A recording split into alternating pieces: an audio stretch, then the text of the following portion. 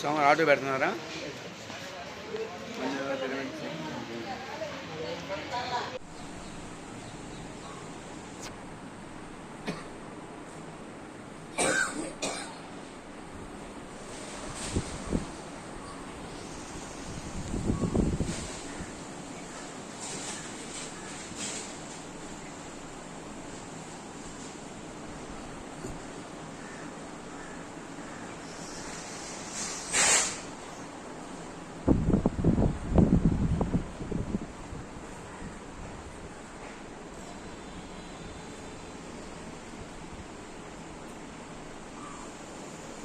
జరిగింది. ఇది ఏంటి? ఇది ఒక అద్భుతమైన టెక్నాలజీ. మనము ధ్యానంలో కూర్చుంటే నిద్రపోయినప్పుడు ఎంత శక్తి మనకు వస్తుందో, ధ్యానంలో ఎప్పుడైతే మనం కూర్చుంటామో ఆ విశ్వం నుంచి వచ్చే శక్తి మీరు ఆలోచన రహిత స్థితిలో ఉన్నప్పుడు మాత్రమే అది ఆ విశ్వశక్తి అపారంగా మనకు వస్తుంది. అపారంగా మీరు ఆలోచనలు పెట్టుకున్నారనుకోండి, మైండ్ నిండా ఆలోచనలే ఉన్నాయి, ఆ విశ్వం ఇచ్చే శక్తిని మీరు తీసుకోలేకపోతున్నారు. చెట్టుకి బోళ్ళని కాయలు కాస్తున్నాయి, మనం కోసుకోవట్లేదు. ఏ పక్షులో ఉడకలో ఏదో తినేసి వెళ్ళిపోతాయి, అది వాడిపోయి కింద పడిపోతుంది. చెట్టు తన ధర్మం ఎవరికి ఇస్తుంది, కాయలు ఇస్తుంది. కోసుకోకపోవడం మన తప్పు, మనం చూసుకోలేదు, మనకి లేదు. అలాగే విశ్వం నుంచి వచ్చే శక్తి రెండు రకాలుగా మనకు అందుతాయి. ఒకటి నిద్రలో వస్తాయి, అపారమైన శక్తి నిద్రపోయినప్పుడు మనకు వస్తుంది. కేవలం మనమే కాదు, సమస్త జీవరాశి కూడా విశ్వ చైతన్య శక్తి అందిస్తానే ఉంది. జీవరాశులు, మిగతా జీవరాశులు హాయిగా తింటున్నాయి, నిద్రపోతున్నాయి, అవి ఎంతో ఆరోగ్యంగా ఉంటున్నాయి. కానీ మనిషి మాత్రము సరి అయిన ఆహారం లేకపోవడం ఒకటైతే, రెండోది సరి అయిన నిద్ర లేదు. కానీ ఇప్పుడు మనిషి ఆరోగ్యంగా బ్రతకొచ్చు. పత్రి సార్ ఎప్పుడో చెప్పారు, రాబోయే రోజుల్లో ఈ ఆహారం కాదు శ్వాసాహారంతోనే మనిషి బ్రతుకుతాడన్నారు. అంటే ఇక విధానంగా మనం తీసుకునే ఈ ఆహారం అంతటితో కూడా ఈ శరీరం ఇప్పుడు దాకా నింపుకున్నాము, కానీ ధ్యానంతో ఈ శరీరం నిండిపోయింది. ఇప్పుడు ఫర్ ఎగ్జాంపుల్ ఆ విశ్వం నుంచి వచ్చే విశ్వశక్తి ఈ ఆక్సిజన్ పర్ఫెక్ట్ గా కావాల్సిన మోతాదులో ఉందనుకోండి, మనకు ఆహారం కూడా ఆకలి కూడా అంత వేయదు. పొట్ట నిండే ఉందనుకోండి, మనం ఏం తింటాం, మనం ఆహారం తీసుకునేటప్పుడు నీళ్లు బాగా తాగామనుకోండి, ఎంత అన్నం తింటాం మనం, మనకి ఎంత అద్భుతమైన ఆహారం ముందు పెట్టా కేవలం కాస్త మాత్రమే మనం తినగలుగుతాం. అదే విధంగా మనకు విశ్వశక్తి ఈ ఆక్సిజన్ మంచి పర్ఫెక్ట్ లో మన మోతాదులో మనం దొరికింది అనుకోండి, మనకు అంత ఆకలి లేదు.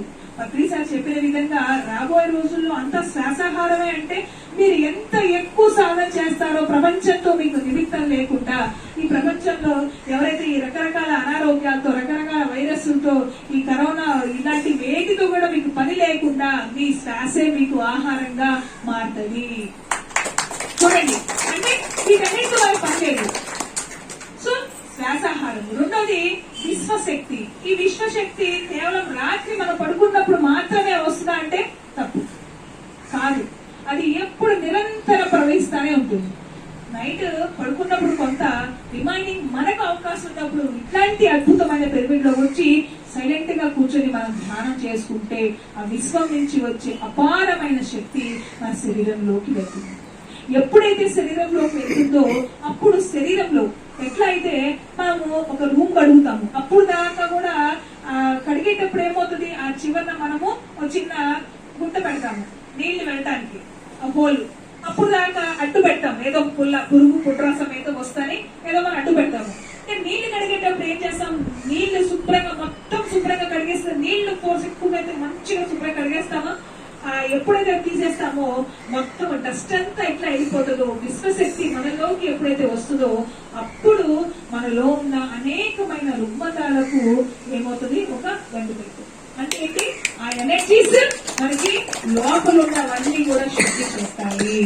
అప్పుడు మన అనారోగ్యాలు తగ్గుతుంది. మనము ఈ రెండు కేవలము పగలే చేయాలి, రాత్రి చేయాలి. అందుకే పత్రి సార్ ఏమన్నారు, గుడిలోన ధ్యానం అంటే బడిలోన ధ్యానం అంటే ఎక్కడైనా ధ్యానం అంటారు. అన్నారు పాట విన్నారా పత్రి సార్ పాట? ధ్యానము చేద్దాము రాని పత్రి సార్ పాట పాడారు. ఎక్కడ చేద్దామన్నారు, పిరమిడ్ లో లేకపోతే పొలాల్లో కాదు, ఎక్కడంటే అక్కడే, ఎక్కడైనా చేసుకోవచ్చు. చెట్టు నీళ్ళైనా కూర్చోవచ్చు, బస్సులో కూర్చోవచ్చు, ట్రైన్ లో కూర్చోవచ్చు, మీకు అవకాశం ఉంటే ఏరోప్లేన్ లో కూడా కూర్చొని చేసుకోవచ్చు. చేసుకోవచ్చా? అంటే అంతటి శక్తి, అంటే సమస్తము నిండి నిమిడీకృతమైన ఈ వాయువు, ఈ ఎనర్జీ ఎప్పుడు కూడా మనతోనే చలిస్తుంది.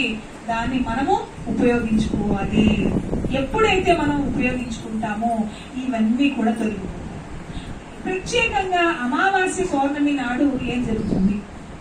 ప్రత్యేకంగా మామూలు రోజుల్లో విశ్వం నుంచి వచ్చే అపారమైన శక్తి అందుతున్నప్పటికీ కూడా ఈ పౌర్ణమి అమావాస్య ఏం జరుగుతుంది? ఈ పౌర్ణమి అమావాస్య ఘడిలో, అమావాస్య నాడు చంద్రుడు భూమి నుంచి పక్కకు జరుగుతాడు, పౌర్ణమి నాడు భూమికి సమీపం వస్తాడు. భూమి మీద విపరీతమైన ఎనర్జీస్, అద్భుతమైన ఎనర్జీస్ ఈ ల్యాండ్ మీదకి ప్రసరింపబడతాయి. అమృతం యొక్క ఇది భూమి మీద ఉంటాయి. అందుకే మన ఆరా, మన చుట్టూ ఒక ఆరా ఉంటుంది.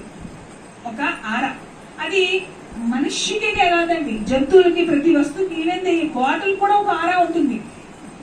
దీనికి కూడా ఒక ఆరా ఉంటుంది. మన కంటికి ఇది కనిపించట్లేదు అంతే, కానీ ప్రతి ఒక్క దానికి ఒక ఆరా ఉంటుంది. మనం దీన్ని శుభ్రం చేసినప్పుడు దీని ఆరా క్లీన్ అవుతుంది.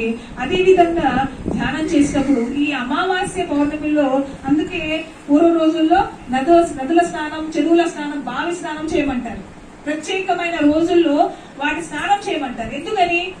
అప్పుడు ఈ అమావాస్య సమయంలో ఏం జరుగుతుంది అంటే అద్భుతమైన శక్తి ఈ భూమి మీద ప్రసరింపబడుతుంది. అప్పుడు ఏమవుతుందంటే సముద్రాల్లో ఉన్నవి మనకి, మన శరీరము కేవలము ఈ పంచమహాభూతాలతోనే కాకుండా మన శరీరంలో ఎలక్ట్రికల్ మ్యాగ్నెటిక్ ఫీల్డ్, అంటే ఏంటంటే తెలుగులో ఏమంటారంటే దాన్ని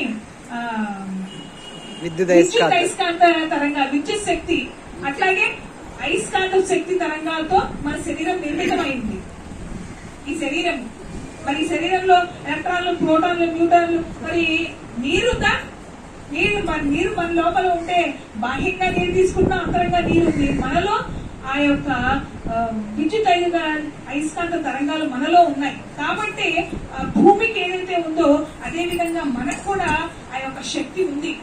భూమి అట్రాక్ట్ అవుతుందా? బ్యాచ్ సంకోచం జరుగుతూ ఉంది కదా. అదే విధంగా మనకి కూడా ఆ ఎనర్జీస్ ఉన్నాయి. ఎప్పుడైతే మనం ఈ సముద్రాల్లో, ఈ నదుల్లో లేకపోతే స్నానాలు చేస్తామో మన ఆరా క్లీన్ అవుతుంది, శుభ్రపడుతుంది. ఎట్లా అయితే మనకి ఇంట్లో ఉన్న అద్దం ఉంది, దాన్ని మనం అసలు తొడవం, మనకి టైం సరిపోదు.